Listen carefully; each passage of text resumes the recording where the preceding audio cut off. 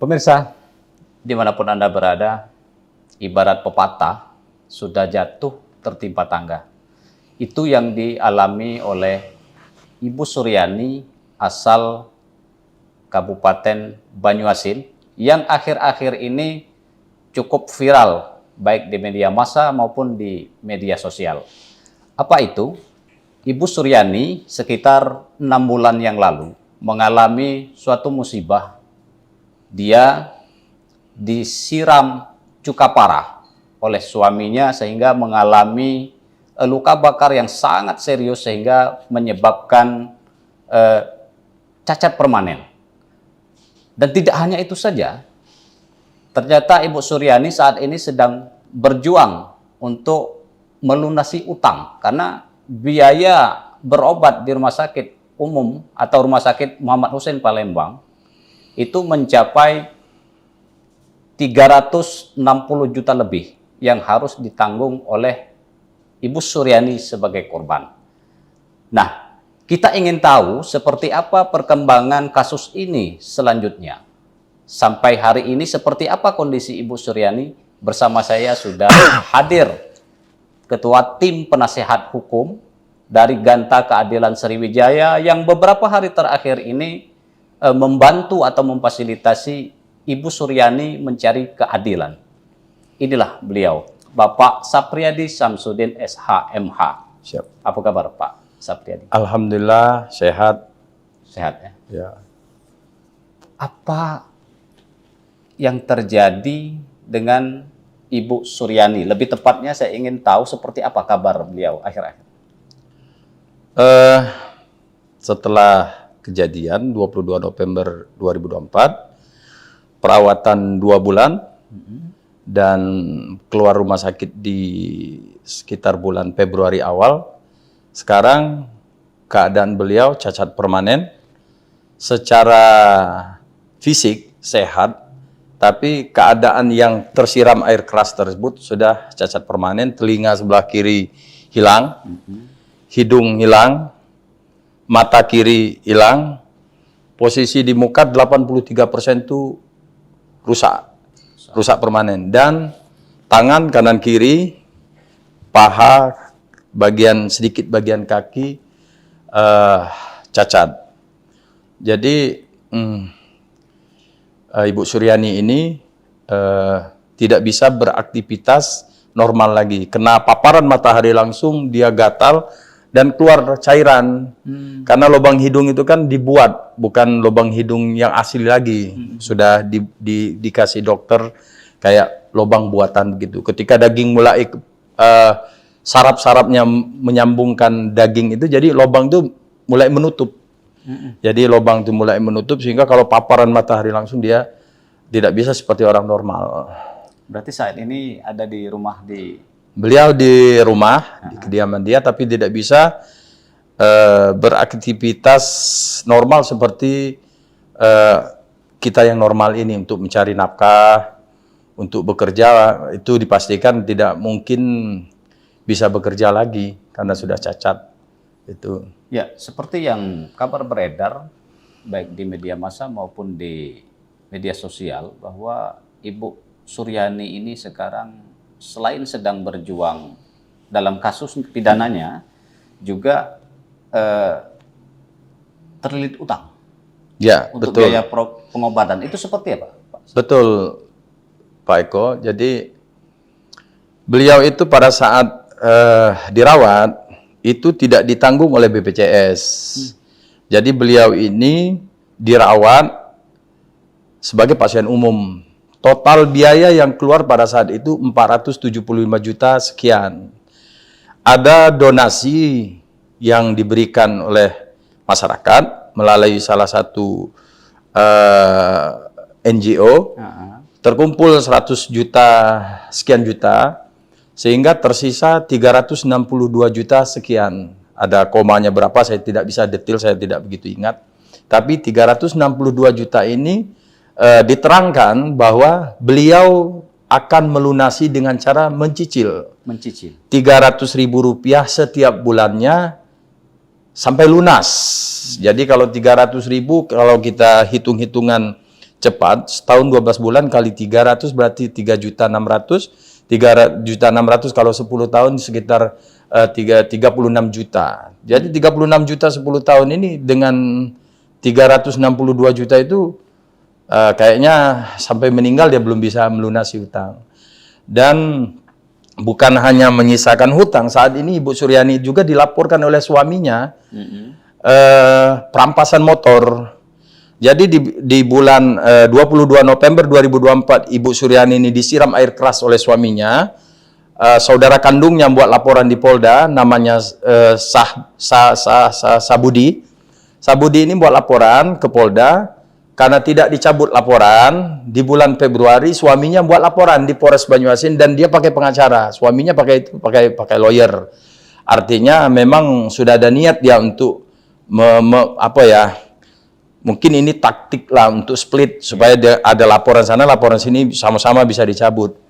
Dilaporkan oleh beliau itu di Polres Banyuasin dugaan perampasan 368. Maka kemarin kami berkoordinasi di Polres karena Ibu Suryani ini tidak bisa terpapar matahari langsung. Terik matahari itu mukanya udah kayak udang Merah-merah gitu. merah itu. Sehingga kami minta kepada Bapak Kapolres Banyuasin agar perkara tersebut dipermudah saja prosesnya, bukan kami mengintervensi atau ingin mempengaruhi perkara ini dengan cara-cara yang tidak benar, tapi kami ingin pengungkapan benar tidak perkara ini melalui Polsek. Karena Polsek juga diberikan wewenang oleh negara, oleh Undang-Undang Kepolisian sebagai penyidik. Di situ Kapolseknya bisa melakukan penyelidikan dan penyidikan. Jadi kalau dilimpahkan di Polsek Rambutan Banyuasin, otomatis jarak tempuh antara rumah ke Polsek tidak begitu jauh, bila mana dibanding harus ke Polres. Jadi pekerjaan kami sangat banyak Pak Eko. Pekerjaan kami selain menyelesaikan masalah kriminal penyiraman air keras yang dilakukan oleh suaminya kepada Ibu Suryani, yang alhamdulillah hari ini kami sudah berkoordinasi di Subdit 4 Renata Polda Sumatera Selatan. Statusnya sudah jelas, pelakunya sudah jelas, karena memang perkara ini kalau dalam pandangan kami sebagai praktisi hukum, perkara ini kan sudah terang benderang. Maksudnya terang benderang, korban ada, visum ada, pelakunya jelas, tinggal ini bagaimana cara penangkapan. Tapi kami pribadi sebenarnya menghimbau saja kepada suaminya, Pak Alvan, menyerahlah, serahkan diri di kepolisian, pertanggungjawabkan perbuatan. Karena kenapa? Sejauh mana kamu akan lari, sampai kapan kamu akan lari, perkara ini tidak basi. Perkara ini akan terus digiring oleh masyarakat, terus akan dilihat oleh rakyat. Dan kamu bermusuhan dengan orang banyak. Lebih baik menyerah, ya, mempermudah proses, nanti jelaskan di pengadilan, dia punya hak untuk didampingi oleh pengacara, supaya masyarakat juga, netizen ini melihat, oh ini ada pertanggungjawaban. Kalau dia terus-terus lari, ini pasti masyarakat akan mengadili beliau secara sosial. Dan yang kedua, kami punya masalah untuk menyelesaikan hutangnya Ibu Suryani, 362 juta ini, kami sedang memfilter Pak Eko. Kami tidak mau musibah Ibu Suryani ini menjadi ajang pencitraan, ajang pansos dan ajang konten.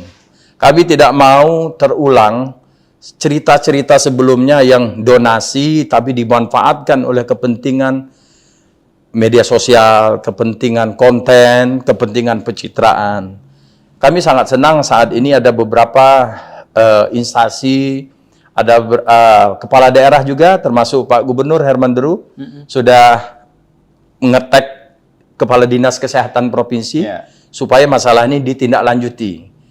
Dan kami sudah ketemu tadi pagi di kantor Ganta Keadilan, perwakilan dari Dinas Kesehatan untuk mencari penyelesaian.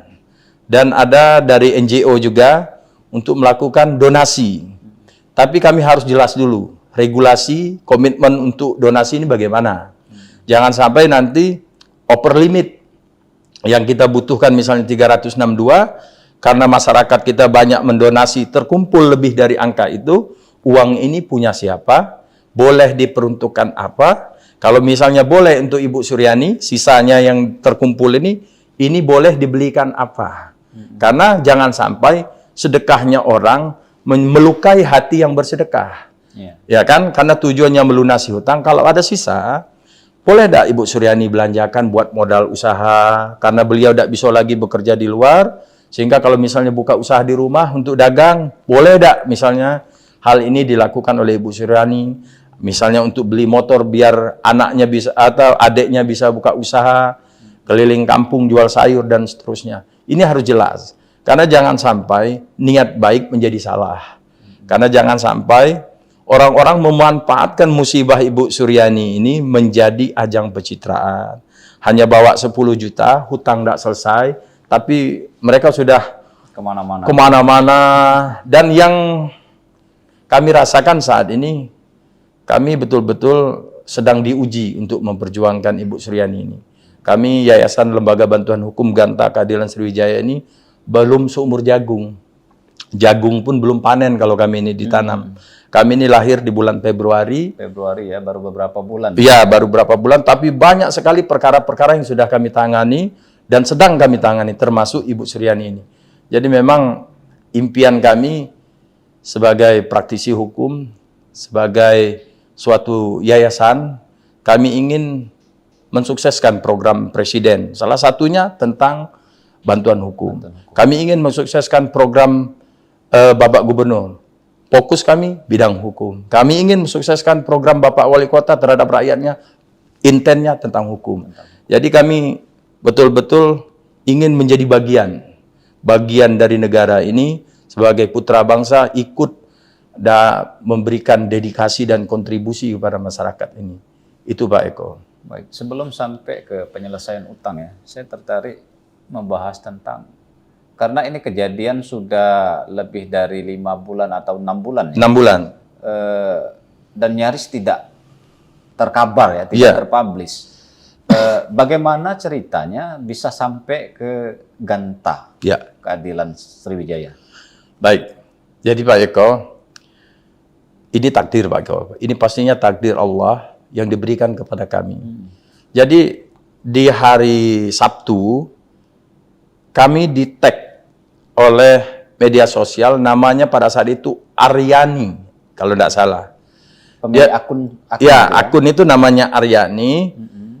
Videonya isi orang yang saya kenal saat ini, namanya Ibu Suryani. Pada saat itu dia ngomong, siapa lagi yuk yang bisa nolong kita nih.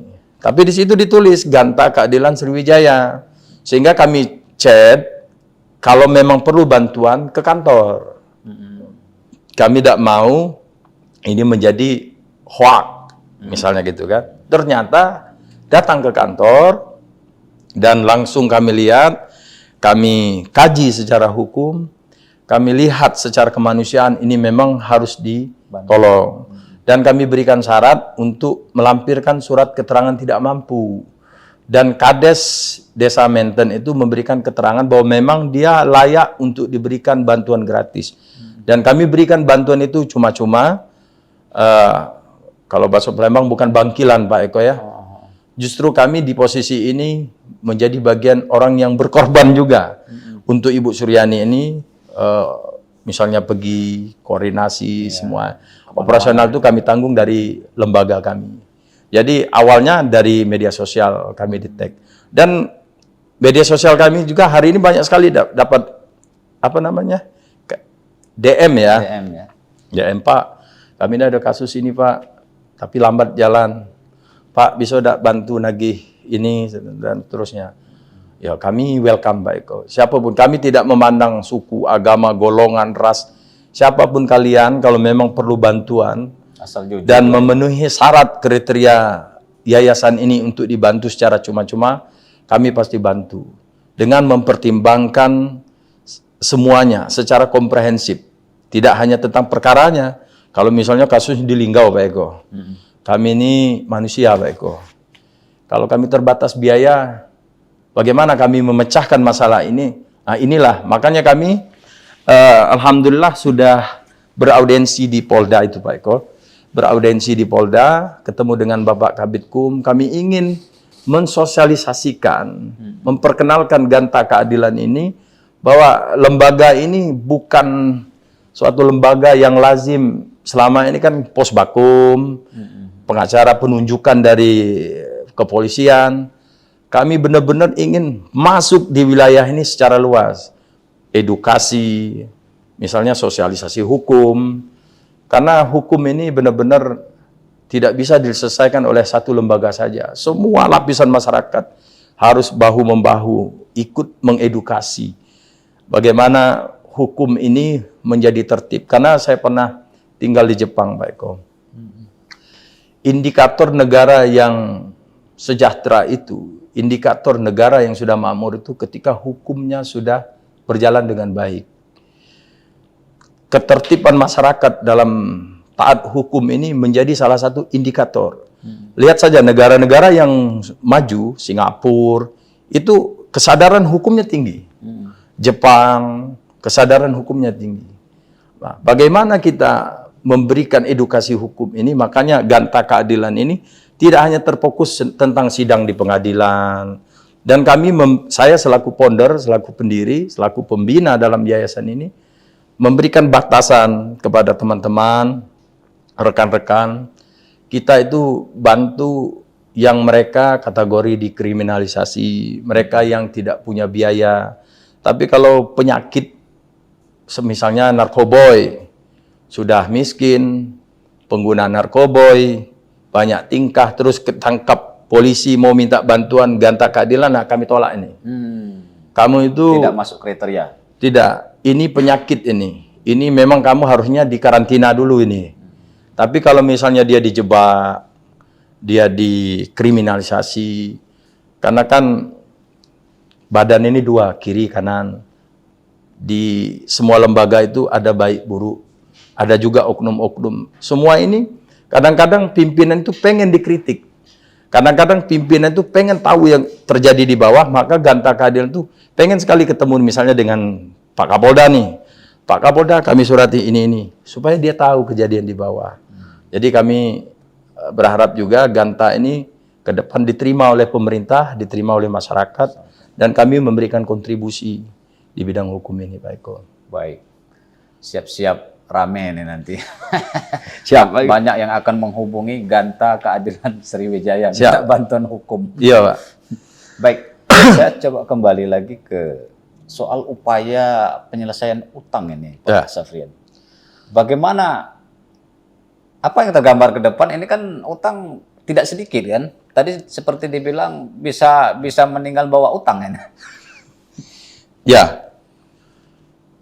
Besok kami kirim surat ke Kementerian Kesehatan melalui Rumah Sakit Umum Pusat Muhammad Hussein untuk memberikan keringanan terhadap sisa ini, karena tidak ada masalah tanpa penyelesaian masalah. Ya.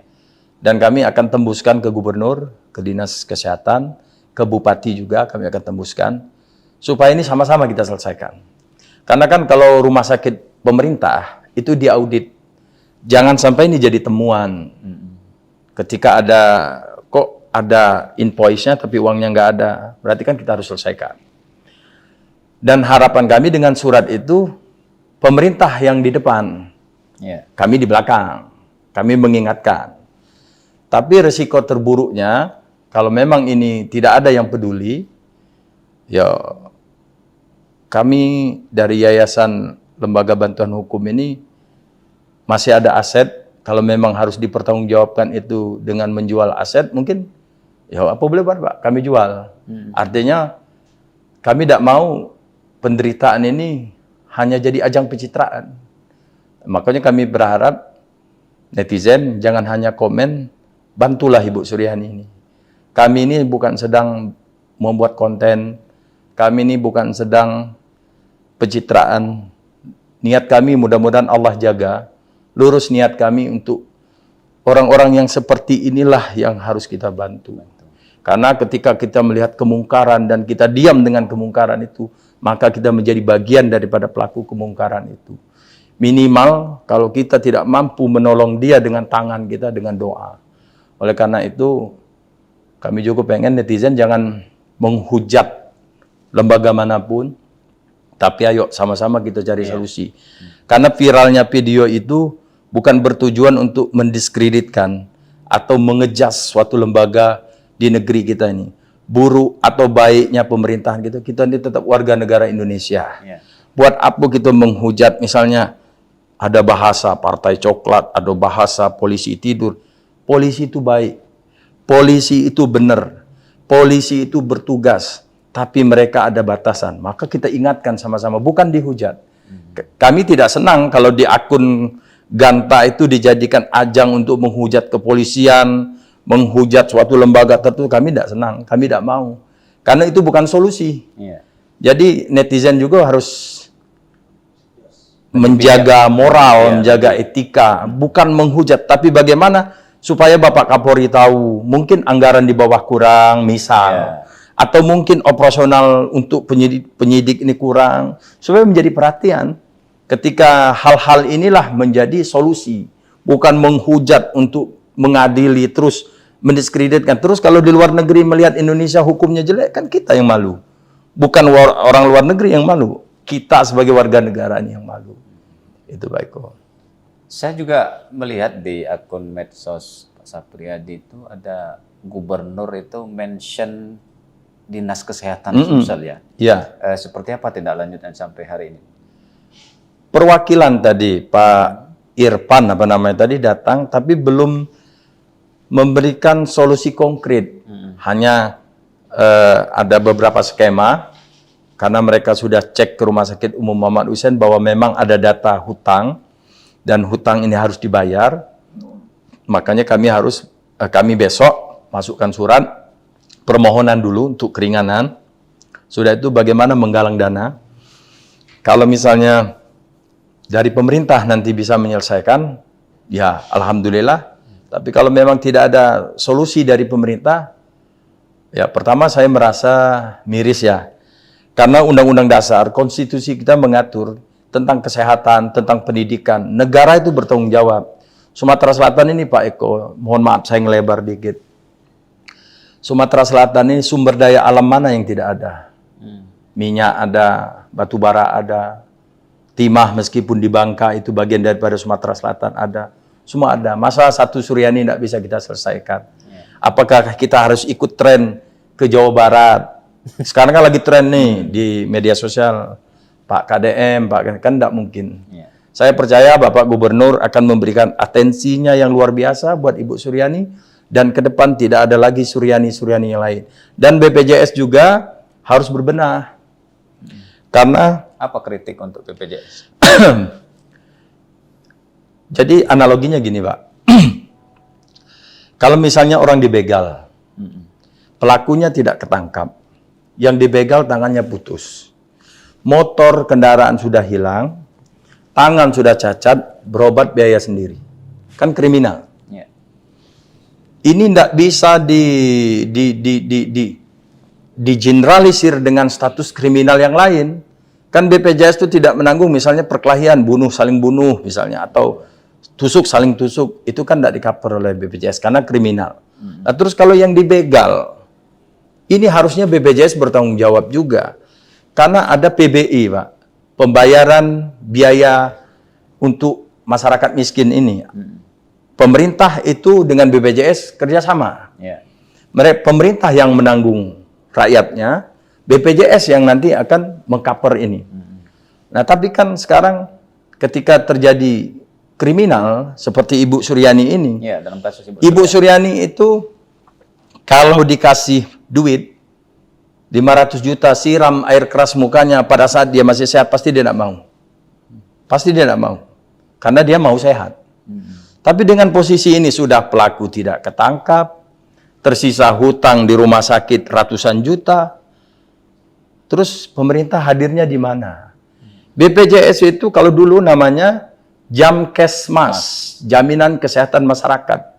Dulu tidak pernah ada masalah. Sekarang masyarakat sudah bayar, banyak sekali masalah di BPJS ini. Ini mohon maaf, saya mengatakan BPJS, bukan orang-orang BPJS.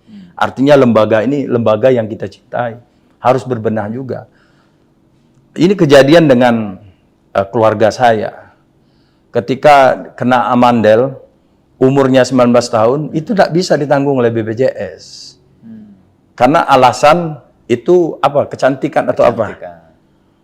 Wah, tidak bisa kayak begitu. Masa harus nunggu umur 30 tahun baru dioperasi? Karena umur 19 tahun, rata-rata operasi amandel itu untuk tes akpol, tes instansi pemerintah, ASN. Sehingga BPJS menganggap ini untuk kelulusan. BPJS tidak boleh mengadili. Ini kan langsung mengadili. Cabut gigi bungsu. Ini kejadian di keluarga saya. Kalau cabut gigi bungsu, harus nunggu umurnya dewasa dulu. Umur 21 tahun baru bisa cabut pakai BPJS. Akhirnya operasi mandiri dan mahal, Pak. Satu gigi itu kalau normalnya sekitar 5 juta, tergantung profesional dokternya. Jadi saya berharap mudah-mudahan video ini, podcast ini ditonton oleh Bapak Presiden. Presiden kita saat ini kita percaya punya visi misi yang luar biasa. Mohon BPJS juga dibenahi. Kasihan kalau sampai masyarakat termarginalkan, masyarakat miskin, kena musibah, tidak di-cover oleh BPJS. Jangankan disiram air keras, kita motong kuku saja, jangan sampai luka. Saking kita tidak mau musibah. Artinya BPJS juga jangan menganggap musibah kriminal itu semua pertanggungjawaban kriminal. Tidak juga. Karena kalau restitusi itu, Pak, misalnya nabrak orang nih, cacat, selain ditanggung oleh BPJS, misalnya kalau jasa raja, misalnya ini, selain ditanggung jasa raja, kalau dia dipidana, nanti bisa dituntut kerugian cacat permanen itu dituntut, namanya restitusi. Atau misalnya kayak kasus yang kemarin ramai di Jakarta itu kan ada restitusi. Lah kalau pelakunya tidak dapat, tidak ketangkap, terus dia berobatnya mandiri, negara lah yang paling layak hadir pada saat kejadian itu. Berobat mandiri, cacat permanen pula. Cacat permanen. Ibu Suryani sudah berobat mandiri, cacat permanen, dilaporkan lagi oleh suaminya. Itu bukan lagi jatuh tertimpa tangga. Ada lagi itu. Ada lagi yang menimpa. Benar. Jadi memang kami prihatin dengan masalah. Jadi munculnya utang hampir 400 juta ini karena pengobatan itu tidak bisa ditanggung oleh BPJS. Tidak ditanggung oleh BPJS karena itu kriminal. Karena itu bukan bagian daripada... Meskipun korban kriminal. Jadi kalau kami pelajari, tapi kami masih pertimbangkan, Pak Eko ya. Kami itu sedang berpikir bagaimana melakukan gugatan atas perkara ini ke BPJS, ke Rumah Sakit Muhammad Husainnya, meskipun sebenarnya rumah sakit sudah bantu. Tapi bagaimana standar ke depan itu kalau memang ada kejadian kayak gini, diarahkan supaya ditanggung oleh BPJS. Jangan, untuk Ibu Suryaninya kita terima kasih. Sudah dilayani dengan maksimal oleh rumah sakit. Betul-betul kita terima kasih. Kepada dokter yang menangani itu luar biasa itu. Bisa menyelamatkan orang. Tapi regulasinya yang akan kita, ini kan kritik untuk membangun. Direview lagi. Bukan mengkritik untuk merusak. Kalau kritik untuk membangun itu kan memberikan solusi. Supaya ke depan jangan ada kebuntuan regulasi oleh aturan yang tidak bisa kita perbaiki. Sehingga kita coba lakukan nanti rencana, kita akan lakukan gugatan sedemikian mungkin supaya ini menjadi terobosan baru untuk masyarakat kita. Konstitusi mengatur rakyatnya, sekolah untuk sekolah rakyatnya, untuk kesehatan rakyatnya, untuk makan rakyatnya, itu kan diatur oleh konstitusi.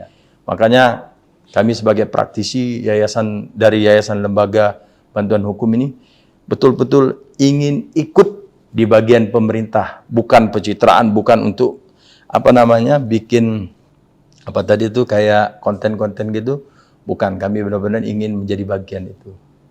Berarti ini upaya terakhir kalau memang tidak ada solusi atau support dari pemerintah, berarti ada rencana mau buka semacam donasi ya? Seperti itu. Lalu bagaimana kalau misalkan ada yang lain nih? Mungkin ya seperti yang kita sering lihat nih di masyarakat kita, ada juga yang ikut-ikutan buka donasi segala macam. Kalau misalnya ada NGO atau dari lembaga swasta ingin ikut menjadi bagian donasi, kami membuka ruang itu, tapi dengan catatan yang jelas. Maksudnya, kalau memang ingin membantu, membantu yang seperti apa, donasi yang seperti apa. Kami tidak mau ada lembaga ataupun NGO melakukan kegiatan donasi atas nama Ibu Suryani, tapi tidak sesuai dengan tujuan. Jadi kami sudah ada pertemuan tadi pagi dengan salah satu NGO. Kami akan bersepakat dan siapapun nanti yang ingin ikut berdonasi dari lembaga dia harus menyertakan Yayasan Lembaga Bantuan Hukum Ganta Keadilan. Kalau tidak ada Yayasan Lembaga Bantuan Hukum Ganta Keadilan di situ selaku kuasa hukum, maka kami anggap itu liar. Tidak kami pertanggungjawabkan donasi-donasi itu. Sehingga klien kami pun sudah kami sampaikan tidak boleh menyimpang dari tujuan awal. Kami tidak mau musibah ini menjadi ajang pencitraan, ajang konten, ajang daripada klien kami sendiri untuk mengibakan diri. Tidak. Karena fokus klien kami, pelakunya ditangkap, hutangnya bisa lunas, laporan yang dilakukan oleh suaminya di Polres Banyuasin itu bisa selesai. Clear. Karena tidak mungkin kita merubah situasi beliau yang sudah cacat permanen, telinga yang sudah hancur, hidung yang sudah hilang, mata kiri yang sudah buta, itu tidak mungkin kita rubah lagi. Tapi kalau misalnya memang ada donasi nanti, ini harus duduk sama-sama, harus jelas regulasinya, harus jelas komitmennya, bagaimana ketika donasi ini terjadi, dan bagaimana ketika setelah donasi ini terjadi. Itu semua harus diatur dan diaktakan, tertuang, tidak boleh kita liar. Itu baik.